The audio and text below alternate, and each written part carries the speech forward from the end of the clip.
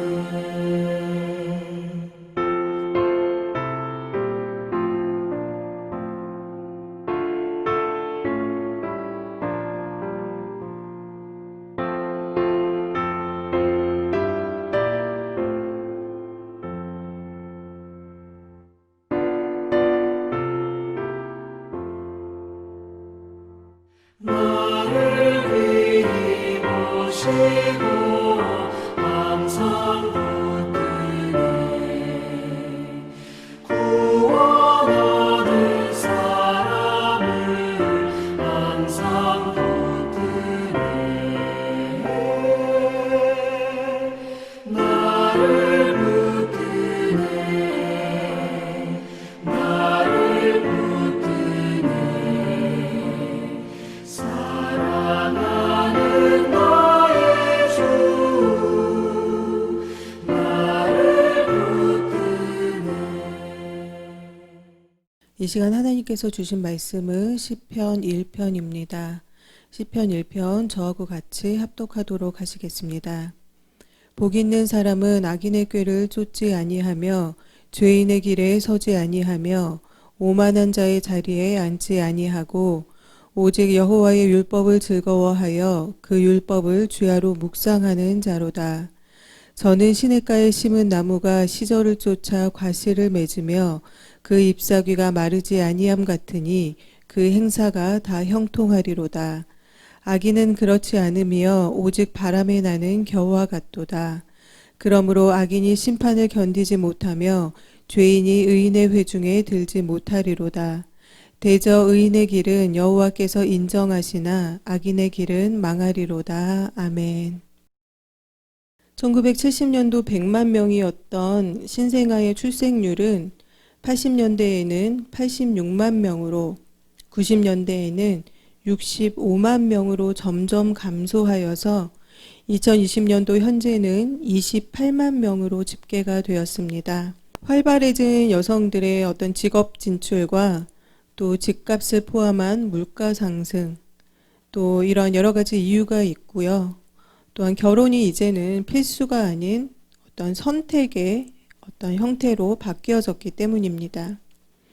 또한 결혼을 하더라도 경제적인 이유나 아이보다는 또 부부 두 사람의 생활에 더 가치를 두고 일부러 아이를 낳지 않고 사는 딩크족을 선택하는 가정도 많이 늘어나고 있습니다.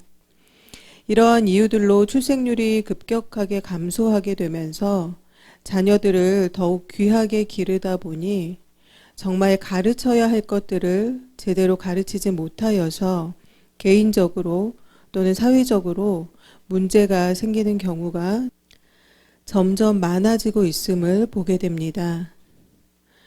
이 세상에 첫 발걸음을 떼는 순간부터 사람은 평생 동안 누군가의 인도와 또 어떤 기준을 따라 배우면서 또 이런 것들이 그 삶 가운데 쌓이면서 한 사람의 가치관이 형성이 됩니다.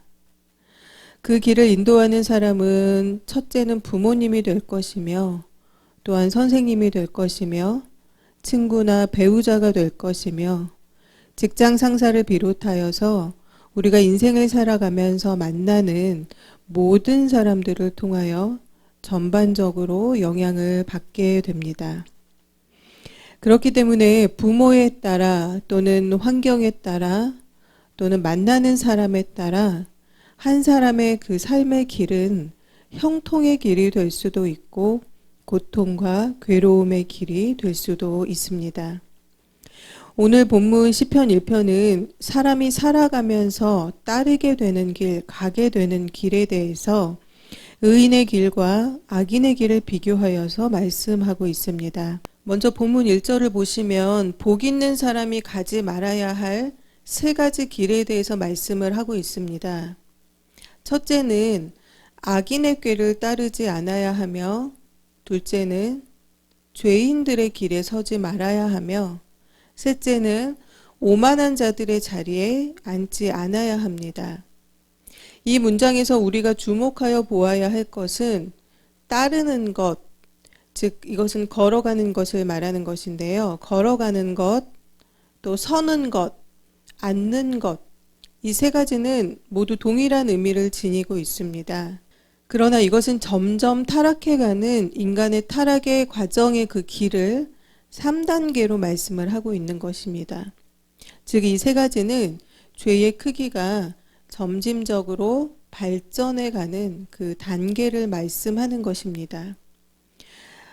어떠한 사람이 악인의 꾀를 따라서 걷다 보면 죄인들의 길에 들어서게 되며 결국에는 그 악한 자리에 눌러 앉게 된다라는 것입니다. 얼마 전에는 교회 일을 도와주러 온 청년들하고 일을 마치고 식사를 하면서 대화를 나누게 되었습니다. 그 중에 한 청년이 사회에서 술을 권하는 분위기에 대한 그런 주제로 이야기를 시작을 하게 되었는데요. 아무리 거절을 해도 너무 심하게 무리하게 요구하는 사람들 때문에 거절하기가 힘들 때가 있다는 말로 이야기가 시작이 되었습니다. 다른 청년이 이렇게 이야기했습니다. 처음에 그것을 거절해야 더 권하지 않는다. 처음에 어쩔 수 없다는 이유로 그것을 한번 받아 마시게 되면 그 다음에는 절대로 거절하는 것이 통하지 않는다라고 그렇게 이야기를 했습니다. 그런데 이 대화를 같이 하고 식사 자리에 우리 학생 한 명이 같이 있었어요. 교회 일을 같이 마치고 나온 학생 한 명이 같이 있었는데 학생이 한 명 있다 보니까 이 청년들이 이 이야기를 어떻게 풀어갈까 조금은 조심스러운 마음도 들었습니다. 그런데 같이 있던 청년들이 이 이야기를 서로 나누면서 동일하게 이야기하는 것은 우리가 믿는 사람인데 가장 중요한 것은 그러한 자리에 웬만하면 가지 않도록 조심하고 어쩔 수 없이 일 때문에 가야 한다라고 하면 우리가 교회 다니는 사람임을 믿음 생활을 하는 사람임을 분명하게 밝히고 그것을 정확하게 거절하는 게 중요하다라는 이야기였습니다. 오늘 본문 1절에서 말씀하는 복 있는 사람들이 가지 말아야 하는 길에 대해서 다시 한번 보시면 악인들의 꾀를 따르지 않는 것에서 이 꾀는 생각하는 것을 말합니다. 그 다음에 죄인들의 길에 서지 않는 것에서 이 길은 어떤 삶의 방향성을 이야기하는 것입니다. 세 번째, 오만한 자들의 자리에 앉지 아니하고 에서 이 자리는 가치관을 말하는 것입니다. 즉, 악인들의 생각을 따르면 그들과 같은 길에 서게 되며 결국 그들과 같은 가치관을 가지게 된다라는 것입니다. 그렇기 때문에 복 있는 사람이 되려면 악인의 그 길을 절대 따르지 말라라는 것입니다. 이어지는 2절에서는 복 있는 사람이 무엇을 해야 하는가에 대해서 말씀을 하고 있습니다. 우리 본문 2절에서 4절의 말씀을 한번 저하고 같이 읽으시겠습니다. 오직 여호와의 율법을 즐거워하여 그 율법을 주야로 묵상하는 자로다. 저는 시냇가에 심은 나무가 시절을 쫓아 과실을 맺으며 그 잎사귀가 마르지 아니함 같으니 그 행사가 다 형통하리로다. 악인은 그렇지 않으며 오직 바람에 나는 겨와 같도다. 아멘. 복 있는 사람이 해야 하는 것은 여호와의 율법을 즐거워하여서 그 율법을 주야로 묵상하는 자입니다. 이 구절에서는 율법이라는 단어를 2번 말씀함으로 인하여서 하나님의 말씀을 의미하는 이 율법을 즐거워하며 묵상해야 하는 것, 이것을 강조하고 있는 것입니다. 묵상한다라는 말은 히브리어로 하가라고 하는데요. 이 하가는 말하다 또 속삭이다라는 뜻을 가지고 있습니다. 그런데 이것은 중얼거리다라는 뜻에 더 가까운 뜻을 가지고 있습니다. 즉 묵상한다라는 것은 새가 지저귀듯이 하루 종일 우리의 입에서 늘 중얼중얼거리면서 읽는 것을 말하는 것입니다. 시편 전체의 그 150편 중에서 그 서문을 여는 오늘 본문 이 시편 1편은 복 있는 자가 해야 할 일에 대해서 특별히 성경 묵상을 강조하고 있습니다. 이어지는 3절에서는 이러한 자는, 즉 율법을 즐거워하며 주야로 묵상하는 자는 시냇가에 심은 나무가 잎사귀가 마르지 아니함 같이 형통하여진다라고 말씀을 합니다. 여기서 말씀하는 시냇가는 자연스럽게 생긴 것을 말하는 것이 아니라 인공적으로 만들어진 수로를 말하는 것입니다. 즉 시냇가에 심은 나무는 시냇가에 심겨진 나무를 말씀하는 것입니다. 물이 없는 곳에 있던 나무를 인공적으로 만들어진 수로에 옮겨 심은 것을 말씀을 하는 것이죠. 그러니까 나무가 원래 좋아서 잎사귀가 마르지 않는 것이 아니라 물 때문에 이 나무가 형통하여진다라는 것입니다. 나무가 물이 있는 곳으로 옮겨서 심겨지자 철을 따라 열매를 맺으며 또 그 잎사귀가 마르지 않는 것과 같이 우리를 하나님의 말씀 가운데로 옮겨 심으면 우리의 삶도 열매를 맺고 마르지 않는다라고 말씀을 하는 것입니다. 저와 여러분이 잘 아시는 유명한 일화가 하나 있습니다. 방황하던 두 청년이 한 건물에 들어서게 되었는데 한 친구의 눈을 사로잡은 교회 예배당 입구에 있던 말씀이 있었습니다. 그 청년은 그 예배당 안으로 들어가죠. 그리고 그날 예수님을 만나서 회심하게 됩니다. 다른 한 친구는 들어가지 않았습니다. 수십 년 후에 예배당에 들어간 친구는 미국의 대통령이 되었고 그 길을 같이 따라가지 않았던 친구는 감옥에서 친구가 TV에 나와서 연설하는 것을 보게 되었습니다. 또한 룻기서의 나오미는 모압 땅에서 남편과 아들 둘이 모두 죽게 되자 며느리들을 각자의 고향으로 돌려보내고 자신도 이제 베들레헴으로 돌아가려고 했습니다. 며느리 중에 한 명인 오르바는 자신의 고향으로 돌아갔죠. 그런데 남은 며느리인 룻은 어머니의 하나님이 나의 하나님이다 라며 어머니를 끝까지 따라가겠다라고 해서 결국 이 시어머니 나오미를 따라서 베들레헴까지 들어가게 됩니다. 베들레헴에 들어가게 된 룻은 보아스를 만나게 되고 이를 통하여서 가문의 기업을 회복시키는 데에 공헌을 하게 되죠. 이 이방 여인 룻은 결국 예수님의 탄생의 그 계보에 굉장히 중요한 역할을 하게 됩니다. 룻은 원래 이방 여인이었습니다. 그러나 그녀는 시어머니를 따라서 하나님의 언약 백성 안에 들어오게 되었습니다.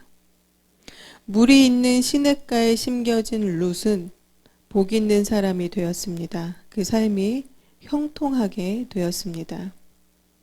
다시 정리하면 악인의 꾀를 쫓지 아니하며 죄인의 길에 서지 아니하며 오만한 자의 자리에 앉지 아니하고 오직 여호와의 율법을 즐거워하여 그 율법을 주야로 묵상하는 자가 하는 모든 일이 형통하여지며 그 자가 바로 복 있는 사람이다 라는 것입니다. 반대로 악인들의 길을 한번 살펴보겠습니다. 아무리 좋은 나무도 물이 공급되지 않는 곳에 있으면 그 나무는 제대로 자랄 수가 없습니다. 사람도 마찬가지입니다. 사절을 보시면 악인들의 길은 바람에 나는 겨와 같다고 말씀을 합니다. 이 겨는 알맹이가 없어서 언제든지 쓸모없이 날아가 버릴 수 있는 거죠. 또 이 악인은 심판을 견디지 못한다라고 합니다. 악인은 히브리어로 라사라고 하는데 이 라사의 뜻은 유죄 판결을 받은 자를 뜻합니다. 여기서는 하나님의 율법 앞에서 죄인으로 입증된 자, 죄인으로 유죄 판결을 받은 자를 말하는 것입니다. 또한 죄인은 이 죄인을 뜻하는 히브리어 하타임, 이 하타임은 관역에서 빗나가거나 길을 잃어버린다라는 의미의 단어에서 파생된 말인데요. 본문에서는 하나님의 율법에서 빗나간 자를 의미를 합니다. 즉 악인은 하나님 앞에서 죄인으로 판결을 받은 자이며 하나님의 율법에서 빗나간 자, 관역에서 벗어난 자를 말한다라는 것입니다.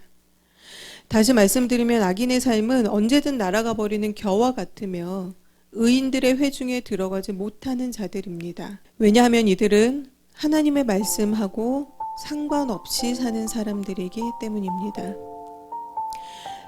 시편 150편의 시작을 여는 오늘 본문 시편의 1편은 히브리어 알파벳의 맨 처음에 알렙이라는 알파벳으로 시작을 해서 이것이 복 있는 사람은 이에요. 그 다음에 맨 마지막에 망하리로다는 알파벳의 제일 끝 타브라는 알파벳으로 끝나게 됩니다. 이것은 마치 사람의 인생 전체의 시작과 끝을 알려주는 듯 하나님께서 너의 인생의 시작과 끝 가운데 무엇이 있느냐를 오늘 저와 여러분에게 물으시는 것 같습니다. 우리는 지금 어느 길 앞에 서 있습니까? 말씀과 상관없는 길이 저와 여러분의 생각 안에 들어왔다면 그것은 위험 신호입니다. 왜냐하면 오늘 본문 1절에서와 같이 그것을 생각하면 그 길을 따라 걷게 되고 그 길의 가장 위험한 곳 가운데에 서게 되며 그 자리에 앉아버리게 되기 때문입니다. 우리가 보기에는 세상에 참 많은 길이 있는 것 같습니다. 그래서 어느 길이 나의 삶을 더 윤택하게 해줄까? 또 어느 길이 나를 성공의 길로 인도해 줄까 고민하고 더 나은 길이 있을까 하여 여기저기 찾아 헤매이게 됩니다.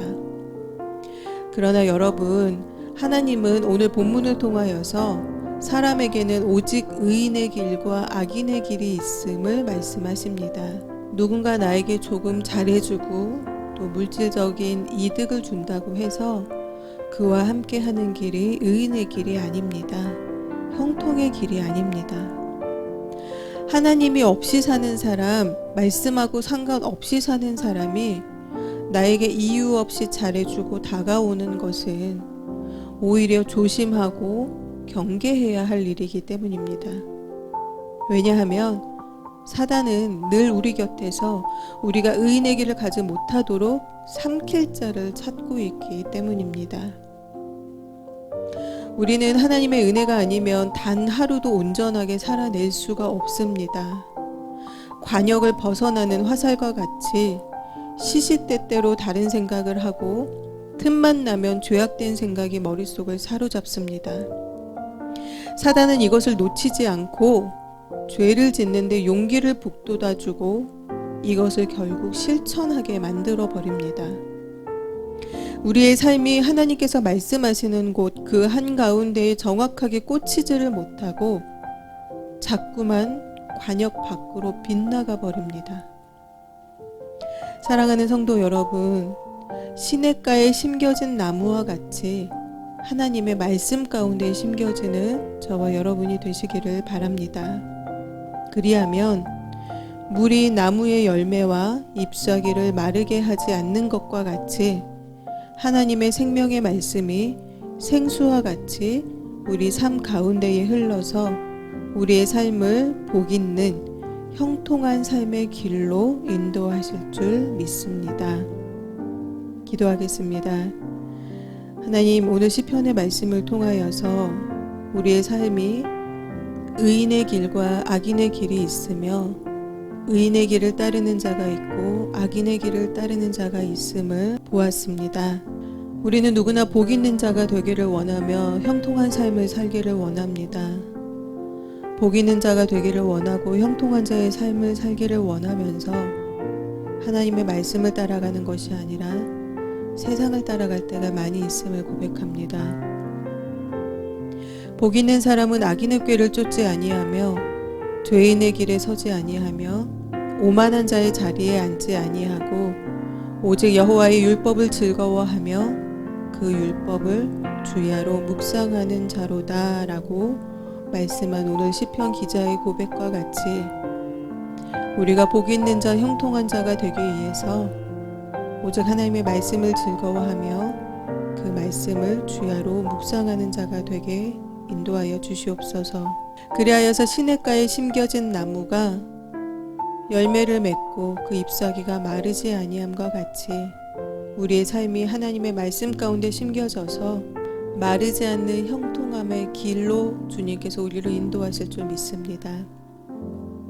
하나님, 우리는 부족하고 연약하여서 늘 주님의 말씀을 통하여서 깨달음을 얻었음에도 그것들을 우리의 삶에 실천하지 못하고 정작 우리의 삶은 하나님의 말씀과 자꾸만 다른 방향으로 가고 있을 때가 많이 있습니다.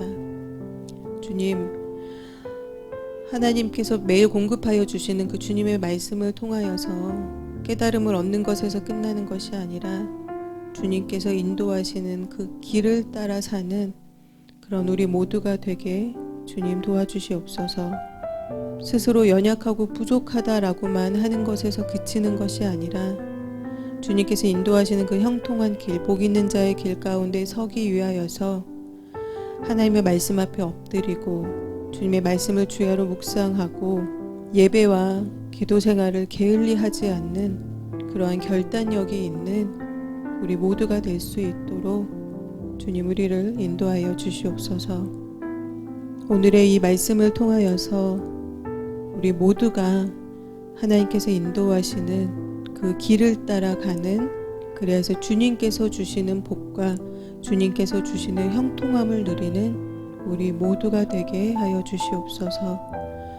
감사합니다. 우리를 구원하신 예수님의 이름으로 기도드렸습니다. 아멘. 주기도문으로 예배를 마치겠습니다. 하늘에 계신 우리 아버지여, 이름이 거룩히 여김을 받으시오며 나라의 임하옵시며 뜻이 하늘에서 이루어진 것 같이 땅에서도 이루어지이다. 오늘날 우리에게 일용할 양식을 주옵시고 우리가 우리에게 죄 지은 자를 사하여 준 것 같이 우리의 죄를 사하여 주옵시고 우리를 시험에 들게 하지 마옵시며 다만 악에서 구하옵소서. 대개 나라와 권세와 영광이 아버지께 영원히 있사옵나이다. 아멘.